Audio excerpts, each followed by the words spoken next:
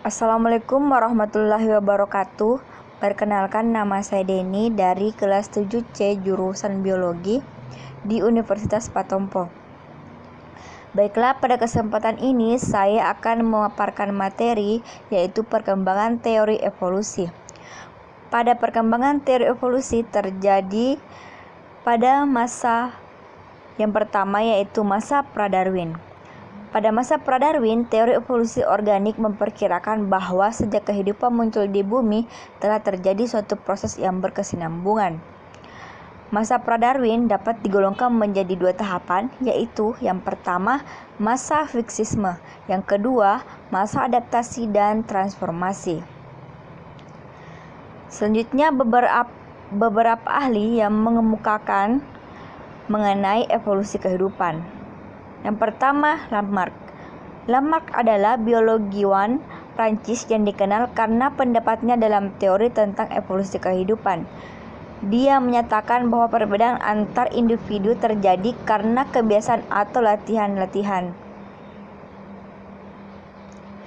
Selanjutnya yang kedua yaitu menurut Charles Lyell. Charles Lyell mengemukakan adanya evolusi geologi. Teori ini berbicara mengenai perubahan ketinggian tanah, sedimen yang dibawa oleh air, perubahan partikel, dan perubahan iklim. Selanjutnya menurut Malthus. Malthus menyatakan bahwa kenaikan produksi bahan makanan seperti fungsi deret hitung, sedangkan kenaikan jumlah penduduk atau populasi menurut fungsi deret ukur. Masa yang kedua yaitu masa Darwin. Masa Darwin dibagi lagi menjadi masa yang pertama yaitu masa seleksi alam. Adalah organisme di bumi yang beraneka ragam itu merupakan hasil dari seleksi alam. Kondisi alam yang selalu berubah dinamis, baik yang berupa faktor nirhayat maupun hayat. Yang kedua yaitu masa teori genetika.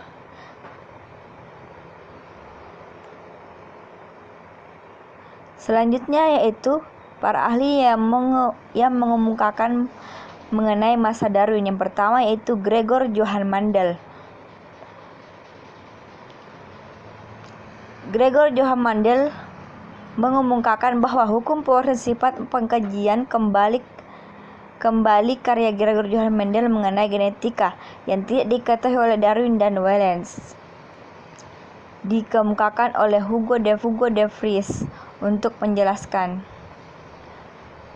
Selanjutnya yaitu de Vries dan Tessernov menguatkan kembali hukum Mendel melalui penelitian yang dilakukan. Yang ketiga yaitu menurut Bateson. Bateson menyatakan bahwa kesesuaian antara warna tubuh makhluk hidup dengan lingkungan atau disebut mimikri merupakan adaptasi dalam bentuk warna penyamaan, sehingga tidak tampak mencolok. Selanjutnya menurut Weismann, seorang biolog Jerman yang hidup pada tahun 1834 sampai 1912 menyatakan bahwa evolusi terjadi karena adanya seleksi alam terhadap faktor genetis. Masa yang ketiga pada masa perkembangan teori evolusi yaitu masa pasca Darwin. Pada masa ini masyarakat ilmiah lebih komunikatif dibandingkan pada masa sebelumnya, sehingga para ahli bisa melihat keterkaitan antara ilmu satu dengan yang lainnya.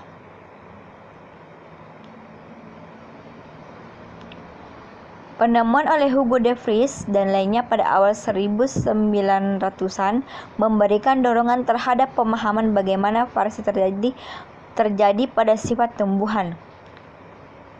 Pengembangan teori evolusi pada pasca Darwin antara lain menurut Morgan yang melakukan pengamatan terhadap fenomena kerja gen pada lalat. Selanjutnya menurut Mayer dan Darlington, seorang ahli taksonomi sistematik dan zoogeografi burung, menemukan fenomena evolusi yang baru. Selanjutnya yaitu bentuk-bentuk adaptasi suatu kehidupan. Adaptasi merupakan salah satu konsep krusial dari teori-teori evolusi. Dalam hal ini, satu tujuan utama biologi evolusi modern adalah untuk menjelaskan bentuk-bentuk adaptasi yang kita temui pada kehidupan organisme di dunia. Adaptasi menunjuk kepada bentuk makhluk hidup, yaitu suatu bentuk organ makhluk hidup yang berubah agar supaya makhluk hidup tersebut dapat bertahan hidup dan berproduksi di alam.